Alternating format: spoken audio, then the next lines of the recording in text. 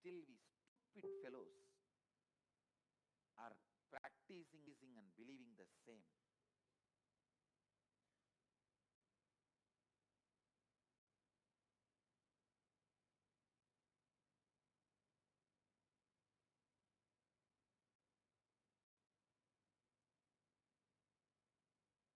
We should tell the world Vedic lifestyle, Vedic beliefs is good life. And that brand of good life, royal life, luxury life, best life should be again connected back to living Advaita, the non-dual consciousness. The people who live and practice non-duality does not need to be always with a begging bowl.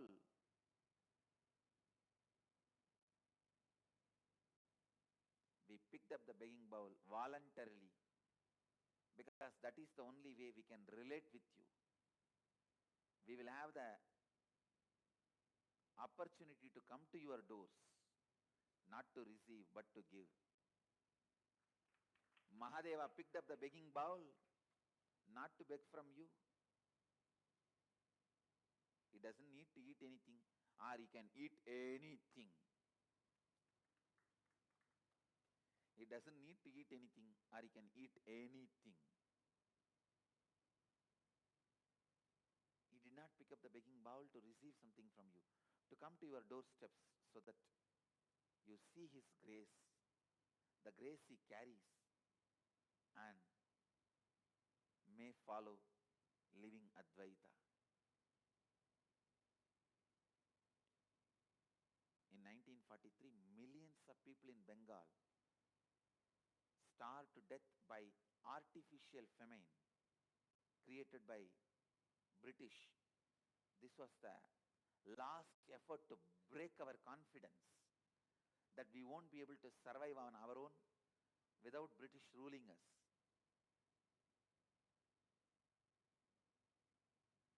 British government ordered the destruction of all boats and rice stocks in coastal Bengal. And it exported 70,000 tons of rice for the use of British troops and British civilians. More than 4 million people were made to die to break our confidence in the Vedic lifestyle. But the news was never left out because British authorities took the advantage of wartime censorship. See, wartime you have the power to stop the news. They took the advantage of the wartime censorship to keep this news quiet. I tell you, it's unfortunate.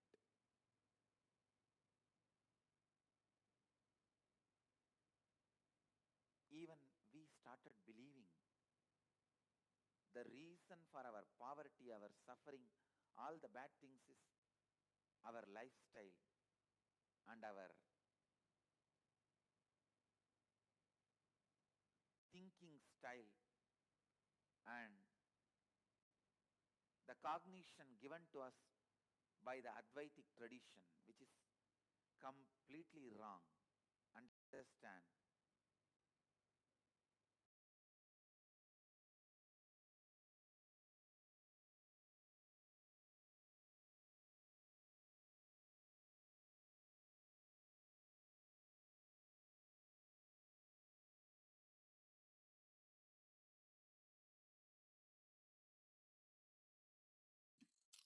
The Supreme Pontiff of Hinduism explained that the whole Bengali psyche was destroyed due to the fear of mass deaths where thousands died because of the artificial famine.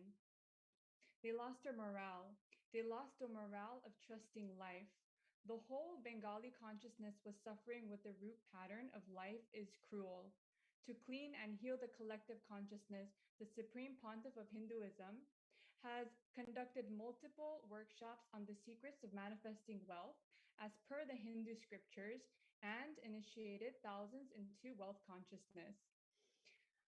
Eradication, gender equality, self-empowerment, empowerment of tribal women, and inclusive economic growth by launching initiatives such as the Nityanandam Lakshmi Microfinance Scheme. This special venture, launched by the Supreme Pontiff of Hinduism in 2009, continued since then, specifically supports rural and urban rural women. The Supreme Pontiff of Hinduism's religious organization is the first which entered into microfinance as early as 2009. The Supreme Pontiff of Hinduism has conducted multiple workshops on the secrets of manifesting wealth as per the Hindu scriptures and initiated thousands into wealth consciousness.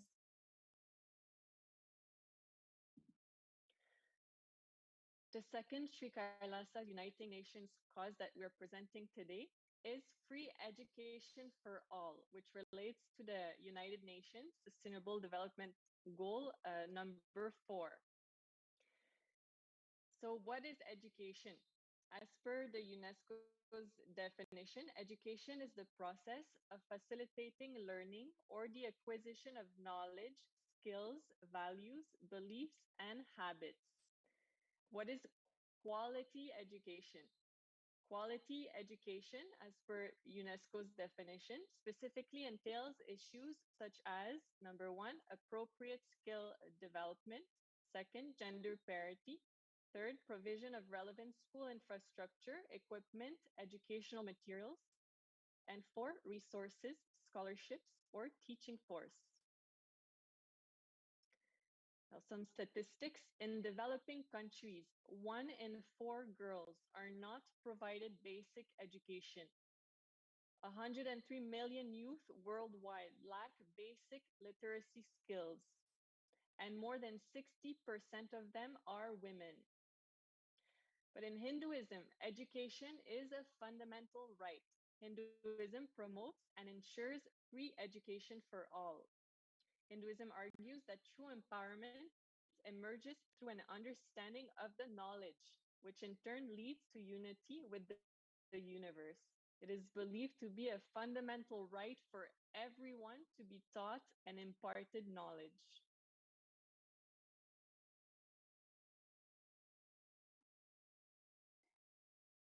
In the Bhagavad Gita, chapter 13, Lord Krishna gives us the definition of knowledge in 5 verses. The verses say, next slide.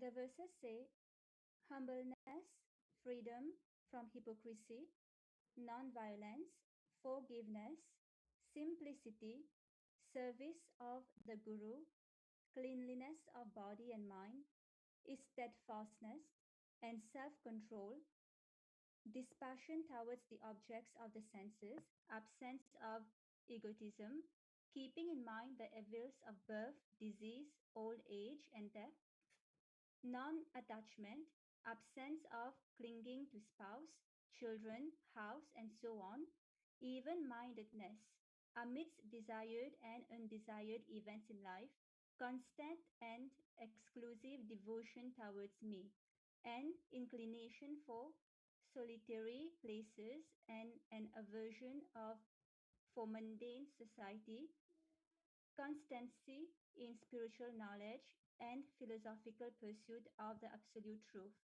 All these I declare to be knowledge, and what is contrary to it I call ignorance.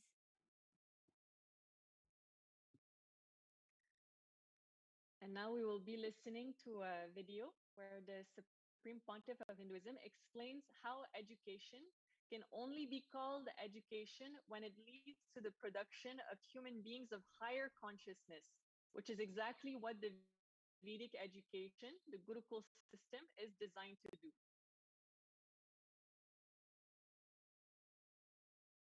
Only when the education is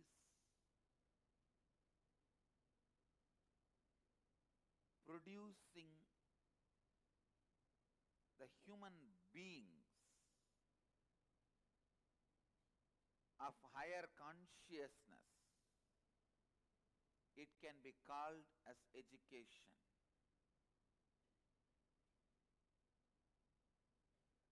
not just some skills or talent.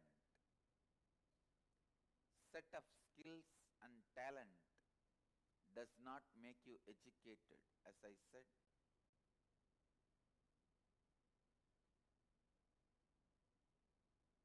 Uneducated are those who are educated only in schools.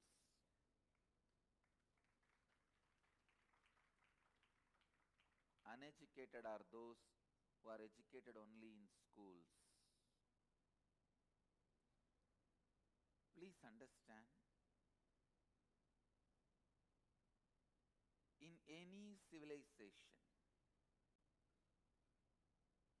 any culture, any country, any society, if there is a peace, there will be a lot of research and development.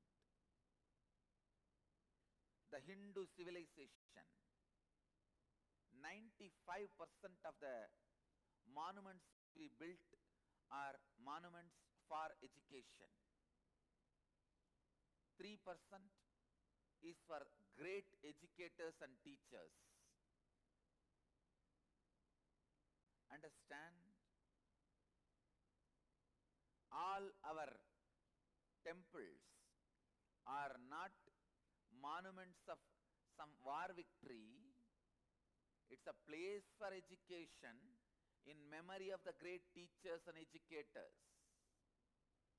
It's a samadhi of Siddhas.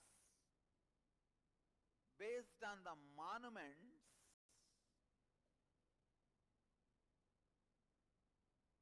you can understand what was highly respected in that civilization, in that society. There was so much peace, so much of research, development, so much of knowledge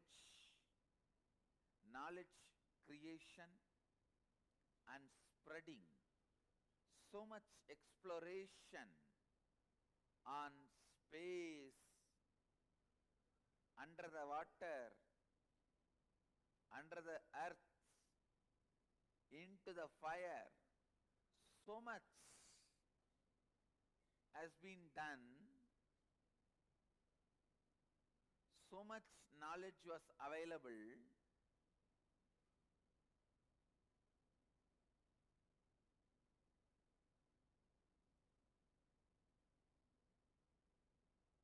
Even whatever is left out is unimaginable, unmatched. Humanity may take at least 5,000 years to catch up with Vedic knowledge. To catch up with our education system, they may take even 10,000 years. Understand, the statements I am making are not out of ego, arrogance, self-pride or anything. I am simply stating the fact. Simply stating the fact. Simple truth straight away as it is.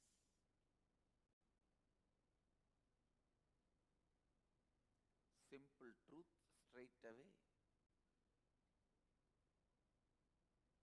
We put so much of attention on Arjuna becoming a greatest warrior from an emerging out of Gurukul, but we forget from the same Gurukul, Sahadeva emerges as the greatest astrologer. It means what? A whole department of astrology was functioning in that same Gurukul.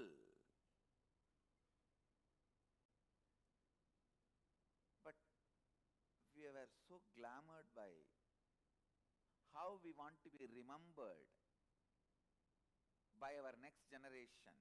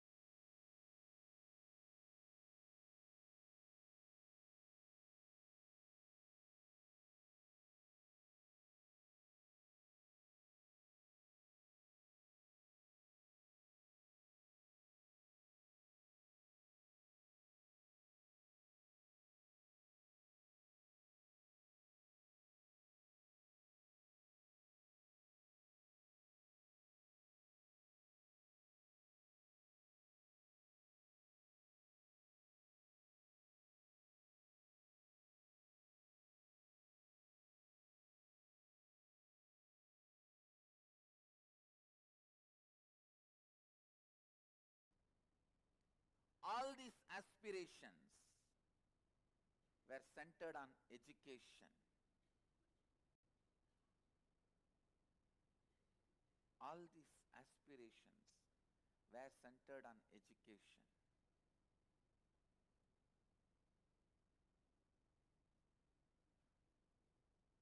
So much of knowledge on physical health, mental health, consciousness, powers of consciousness, so much was available. Our education system,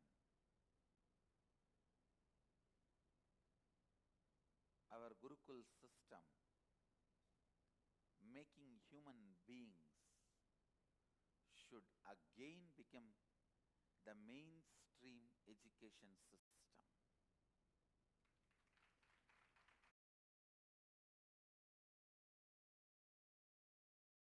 And to revive the glory of the ancient Vedic enlightened education system, the Supreme Pontiff of Hinduism founded the world's largest Hindu university, the Nityananda Hindu University, with extended campuses in 150 countries, 270,000 plus enrollments, and 2,700 plus courses conducted. Through the Nityananda Hindu University, the Supreme Pontiff of Hinduism is collecting 1 million source books of Hinduism and making the pursuit of degrees and doctorates available to all. The Supreme Pontiff of Hinduism also founded the Nityananda Gurukul with 40 centers worldwide, providing free services for education and well-being of children. The Supreme Pontiff of Hinduism has revived the authentic Gurukul system, which provides gender equitable access to free quality education in English, science, history, and math, as well as all the Vedic sciences, such as meditation, yoga, and arts, and a safe place for girls to learn. The Supreme Pontiff of Hinduism ensures that no child is excluded on the basis of gender, disability, poverty, ethnicity, and language.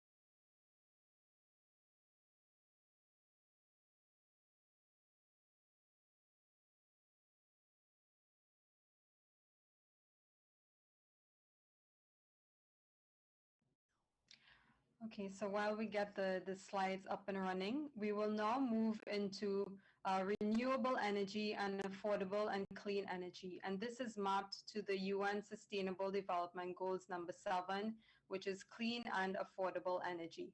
So by now you may have understood the entire context of Sri Kailasa Uniting Nations, the 108 initiatives led by the Supreme Pontiff of Hinduism, His Divine Holiness Bhagwan Nityananda Paramashivam, and how all of this is being mapped to the UN Sustainable Development Goals.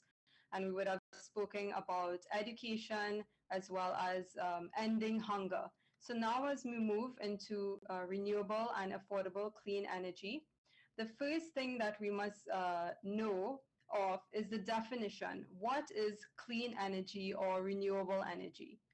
So clean energy or renewable energy is defined as the useful energy that is collected from renewable sources, which are naturally replenished on a human time scale, including carbon neutral sources such as sunlight, wind, rain, tides, wave, and geothermal heat. And geothermal heat, for those who may not know, It comes from heat that is developed from volcanic activity. So according to the World Health Organization, air pollution kills an estimated 7 million people worldwide every single year. The WHO data shows that almost all of the global population, which is 99%, breathe air that exceeds WHO's guideline limits containing high levels of pollutants, with low and middle income countries suffering from the highest exposures. And this has led to increased mortality from stroke, heart disease, chronic obstructive pulmonary disease, lung cancer, and even acute respiratory infections. So many may not even know that air pollution actually causes so many other health issues, not just lung cancer or respiratory issues, but it is linked to even heart attacks and stroke. So moving along,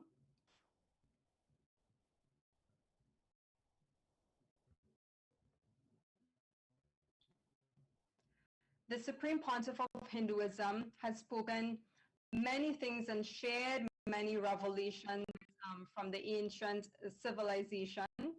And he spoke very clearly about the Vedic sciences and technology when it comes to affordable and clean energy. And he says that a source of energy that is completely sustainable actually exists. And it's a kind of technology that operates from the power of consciousness. So this is something that is not yet widely known to mankind. Actually, very recently, Swamiji mentioned that the fifth force of the universe is the power of consciousness. And only 4 main forces are really known to mankind. So he mentioned that the records of the Mahabharata actually revealed that a source of energy was commonly used in those times in the use of Astra Shastras and weapons, such as the Nagastra and the Brahmastra, which operated again from consciousness alone. So how was all of this possible? Well, we'll find out more. So during an interview with the Avatar, Swamiji, His Divine Holiness Bhagwan Nityananda Paramashivam, the following question was asked to him regarding affordable and clean energy. And this is what he had to say. He said, the present technology, which we can trace very clearly to the Industrial Revolution, and you know the technology you use, it actually destroys Earth. In Vedic technology, there was something like that, and I suppose that was much advanced than present technology. So are we going to do anything on this aspect? So we will now move into the actual video where Swamiji spoke about this ancient way of creating energy and sustaining energy from the most sustainable source, which is consciousness itself.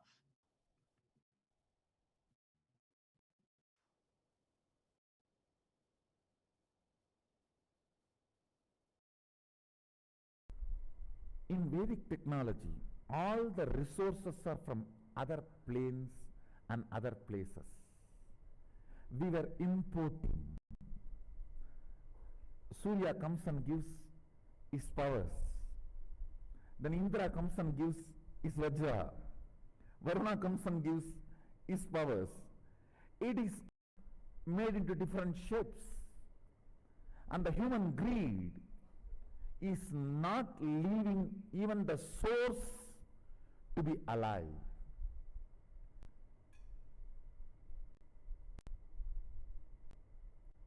This is my responsibility. I will have to find alternative resources, fuel, energy, and bioenergy. For all these 3, I have to find alternative resources which does not belong to this planet, which belongs to other plane, where the resources are endless. See, the other plane resources, one good thing is, such large population does not exist in other planes. That's one. Second, such large demand does not exist there. People ask me, why did you not reveal this whole science of power manifestation in 2003 or 2002? I should tell them, I'm very clear, I'm putting the whole answer on record. It is not that in 2003, 2004, I do not know this science, but it takes its own time to get downloaded, settle down, and open up and reach out to the people. In 2003 itself, we have video records, we have video satsangs where I am speaking about this power manifestation, where I am even explaining the procedures. They will be given a Shaktipat in third eye and then they will start reading blindfolded. I am speaking. But it took at least 3-4 years for the whole science to settle down, body to adjust for that vibration, for that frequency, and for that to manifest, and that kind of a disciples to come and receive. The whole thing to become a demonstrable Sakshi Pramana. It took at least 3-4 years. Same way, now I know the Shastra Pramana and Apta Pramana, and even as Atma Pramana, that it is getting downloaded. Just today I was telling that the Aushadha for immortality is already become my Atma Pramana now, which was Shastra Pramana, Apta Pramana. It is already now my Atma Pramana. Today only I said, let it be on record, at least for the sake of history. For this to become Sakshi Pramana, I am roughly looking at next at least 2 years. All these sciences are not dead. We just need to take the responsibility to receive them and manifest them and properly organize it to make it user-friendly and reach it out to the humanity. I should say my whole mission is that only. My whole life is that only. And surely, at least within next 5 years, I'll find an alternative resource. Fuel, energy, and bioenergy. When I use the word bioenergy, the energy which is needed to run the body. There will be, actually there is, the external resource which can make the human body without any food or the water or any need from this plane. So the preliminary understanding which I received, I started sharing through the Nirahara Samyama, but now I know there is a clear resource available.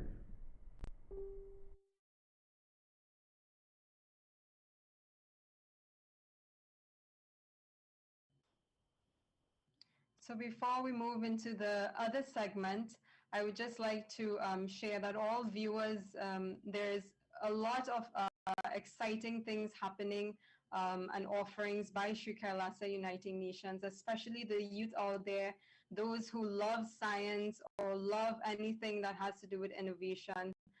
This is a really incredible space to be in. And Swamiji, His Divine Holiness Bhagwan Nityananda Paramashivam, is bringing all of this to the world for the benefit of humanity.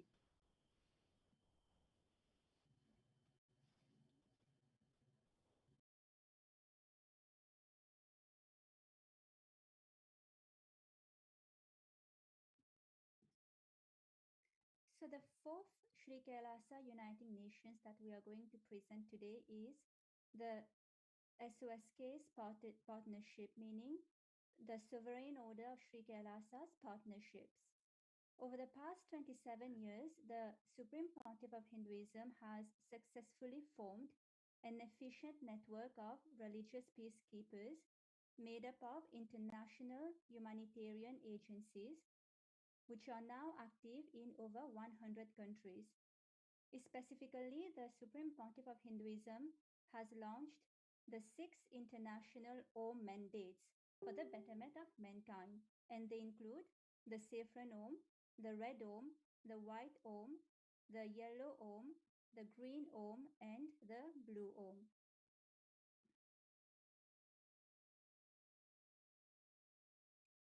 In all the humanitarian initiatives, the Sri Kailasa Uniting Nations has partnered with the 6 OMs to provide fundamental services to the globe where they operate, including charitable relief, counseling, youth and women empowerment, animal rights, environmental protection, revival of indigenous traditions, and running educational institutions.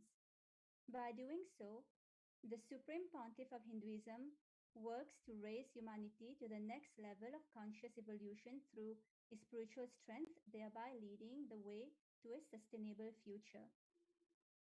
Recently, Kailasa has established diplomatic relations and partnership with the government of Uganda to eradicate hunger, foster youth leadership, holistic health, education initiatives, environmental stewardship, and sustainable living. The Supreme Pontiff of Hinduism has received over 1,000 of recognitions from government officials from many countries, including the US and Canada, in the form of proclamations, letters, and certificates of recognitions. And also, thus far, 4 of Kailasa's reports on the persecution on the Supreme Pontiff of Hinduism and Kailasa, and also the contribution to humanity, especially during COVID, has been published by the United Nations. And some of the reports, the media disinformation in India, which was published by the United Nations Special Rapporteur for Freedom of Opinion and Expression, the persecution of the Supreme Pontiff of Hinduism and indigenous women of Kailasa, and also a report on femicide against women was also published by the United Nations, and Kailasa's COVID care solutions and multilateralism. And as we can see on the screen, these are some of the recognitions that Sri Kailasa and the Supreme Pontiff of Hinduism have received in recognition of the humanitarian services.